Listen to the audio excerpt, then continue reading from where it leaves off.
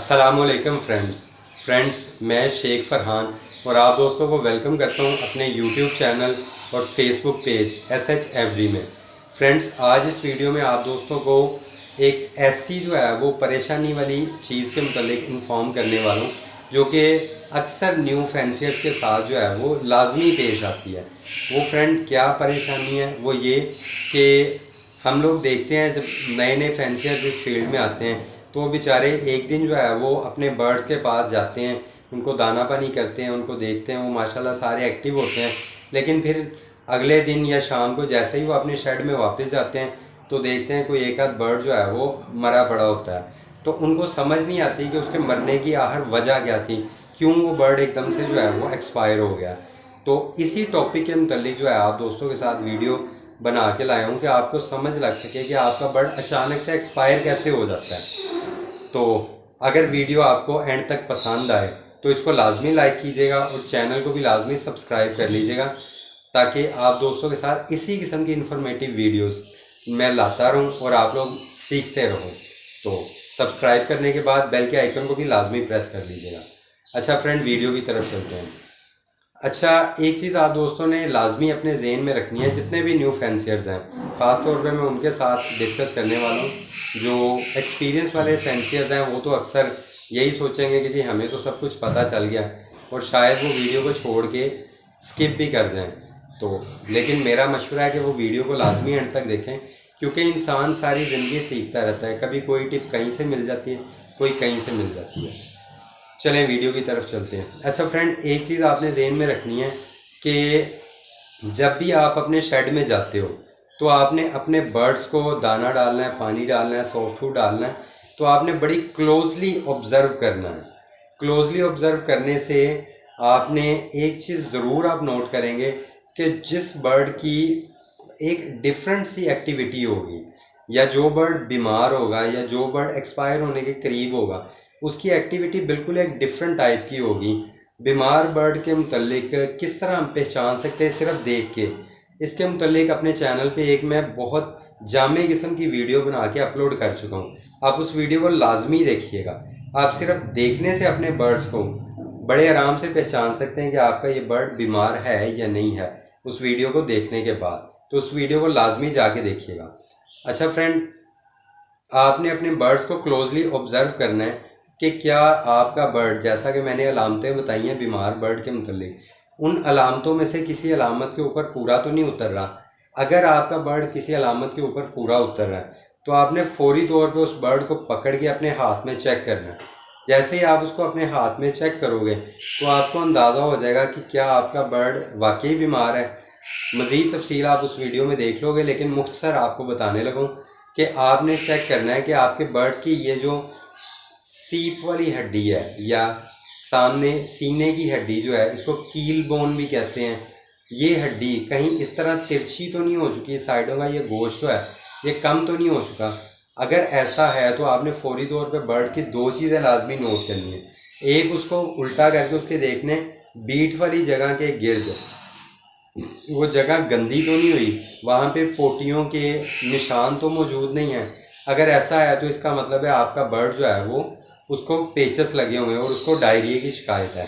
आपने फौरी तौर पे अपने बर्ड का डायरिया का जो इलाज है ना वो आपने करना है। और डायरिया के इलाज के मुतालिक मैंने अपने चैनल के ऊपर बर्ड की बीमारियों से मुतालिक एक वीडियो बनाई हुई है, उसमें उसका इलाज भी बताया हुआ है। आपने वो लाजमी जाके देखना है।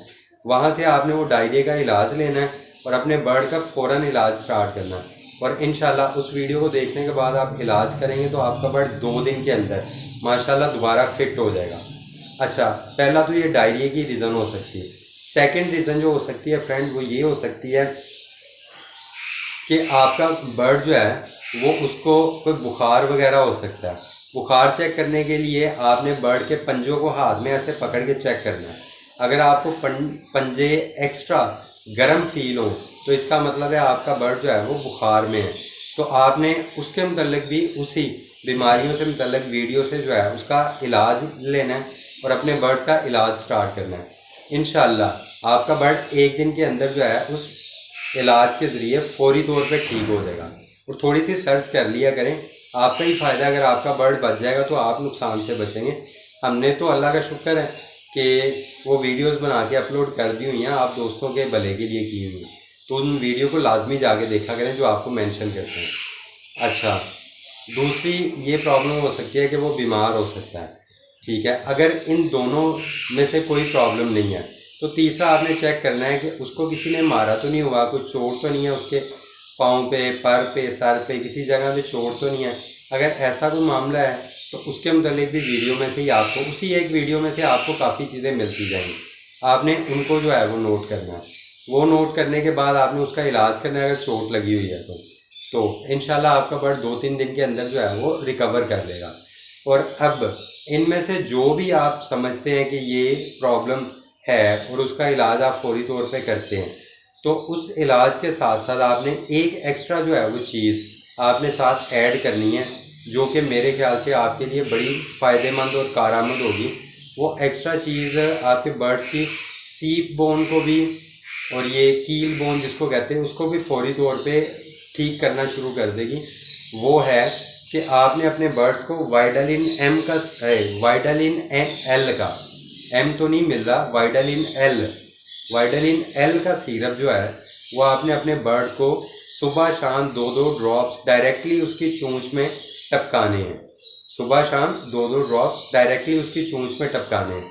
और ये आपने कम से कम 10 से 15 दिन ये प्रोसेस जारी रखना है। और इंशाल्लाह आप देखेंगे 1 हफ्ते के बाद ही आपके बर्ड्स की सीप बोन जो है वो बिल्कुल एक्टिव होना शुरू हो जाएगी और उसकी साइडों पे गोश्त आना शुरू हो जाएगा। और इंशाल्लाह अगर ऐसा हो तो आप लाजमी जो है वो दुआ दीजिएगा हमें, और वीडियो को और चैनल को भी लाजमी सब्सक्राइब कर लीजिएगा।